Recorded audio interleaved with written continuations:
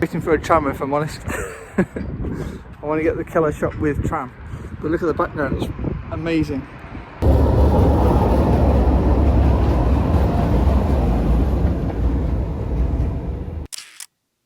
Good morning guys, hello from Budapest. It's about 7 AM and about -7 degrees. And I've just come out with a few cameras for pre-breakfast photos and to buy breakfast. Hello, welcome, Matt here from MrLeica.com. As you probably guessed, today we're talking about the amazing Contax T2 point and shoot 35mm film camera. Now if you saw my video on Contax cameras before, I did a quick overview, so this is now going to be more showing example photos and talking about how I found the camera. Now I've used it for maybe 8 rolls of film. If you don't know, this camera comes with the amazing Zeiss sonar, 38mm f2.8 T-star lens. The lens retracts when not in use, protecting it so you don't need any lens caps. And as you can see here, it is quite a small camera. It's smaller than like M cameras and probably smaller than like 3 cameras. As you can see, the camera's got a built-in flash and it has most auto features together with a self-timer, which you can see on the top of the camera. You can select your aperture on the lens itself, but it's a bit of a false hope in a way, because if you set it to 2.8, it'll only shoot at 2.8 if there's insufficient light to say shoot at f4 or f5.6.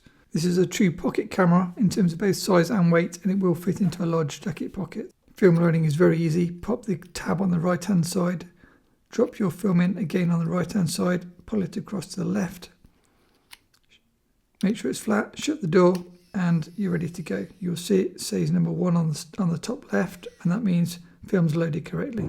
It is now time to fly to Budapest, Hungary to take some photos. If you've never been to the city, I highly recommend it. They call it Paris of the East. First, it was time to do a selfie to remind myself of what film I was using in what camera. Then I headed out on a run towards the Danube to do some sightseeing and photo taking. As you can see, the weather was amazing and I was using expired Fuji Superior film, both 400 and 800. See full details on the blog, but you can see the light was different depending on whether you're in the sunny bits or the shady bits, the blue light in the shade and obviously the warm light in the sun. I basically just worked my way along the river looking for anything that caught to my eye and took a few photos, and then went over the bridge. I'll show you later on the route if you want to do something similar. There's lots of boats along the water, both restaurants and hotels and things like that. Most lenses would do well with the sun behind it, but without shooting into the light. I was pleasantly surprised to see real sun stars from the Contax T2 lens, and then I headed down onto the water's edge to try to get some different angles and shoot up.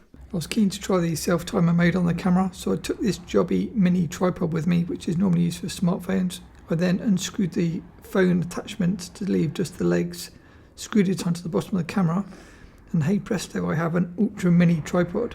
I'll put a link below to this. It is amazing and it fits in the tiniest of pockets. I then thought I'd try and do some tourist style self-timer selfies. So using the self-timer on the top of the camera, I set up the composition and then dashed across to where I thought I needed to be in the frame, and then basically hoped I got the shot.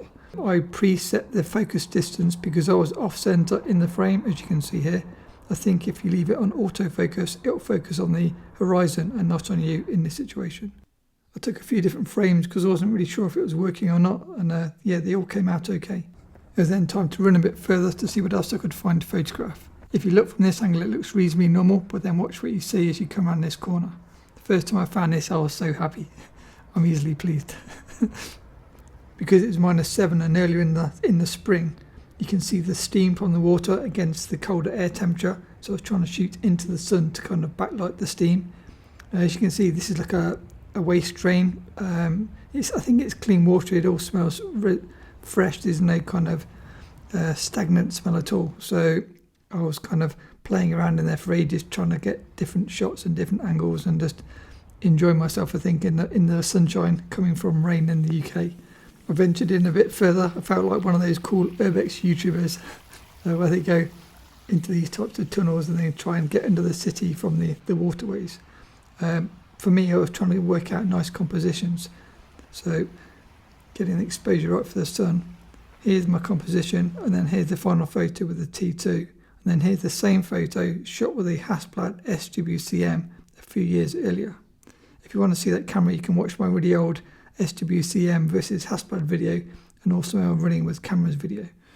To give you an idea of where I was, this is the right at the water's edge, which I find quite nice for reflection shots, as you can see.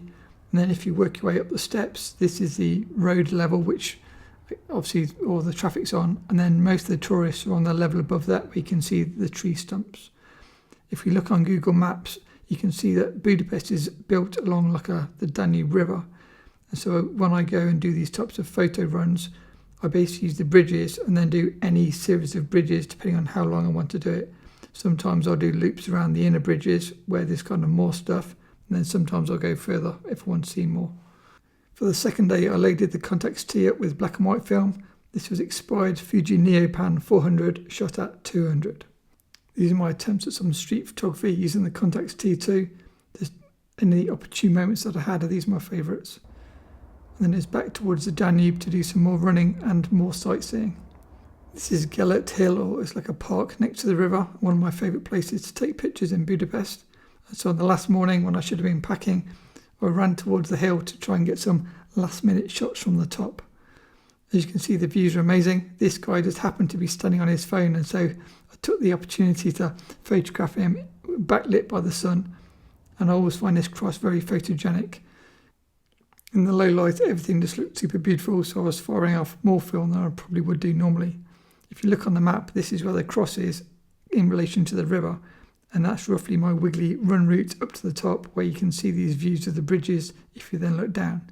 This is from near the very top, and you can see obviously the bridges looking smaller.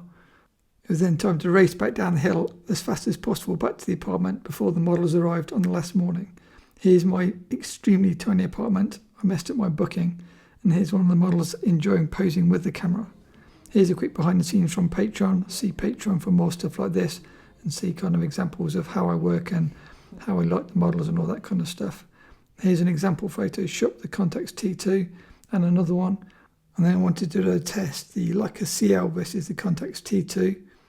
Here's the two photos side by side, and the Leica CL with the Voigtlander is sharper as expected, although you probably can't tell from YouTube. I have written a blog, link below in the description. Check that and you can see photos full res and determine which you think really is the sharpest. It's then time to photograph the second model, so here's another clip from one of the videos on Patreon. For this shoot I was using the expired Neopan 400. Here's a photo with the Contax T2. And now here's another geeky test, Contax T2 versus Leica M4P with the 50 f2 Apo. Check the new Mr. Leica blog post and you'll be able to see in more detail. So what's the verdict? Is this lens sharp? In good directional light, this lens is very sharp. I was so impressed with my test that the Contax T2 is now my go-to running and cycling camera. And so with that, when I was last in Spain doing the photography workshop planning, I had the Contax T2 with me, and here I was shooting Kodak Pro Image 100, and again with really pleasing results. So I guess the question is, how much did this camera cost? Well, actually from checking on eBay today, less than it was when I last checked a few months ago.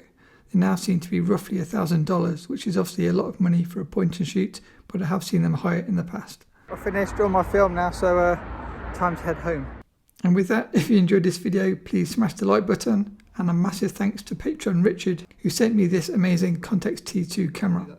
As always, a massive thanks to my patrons, and do come and check us out if you want to see more content. If you enjoyed the related blog post, leave me a hello in the comments, then I'll know you visited and know to do more of the same. Have a great day and hope to see you in the next video.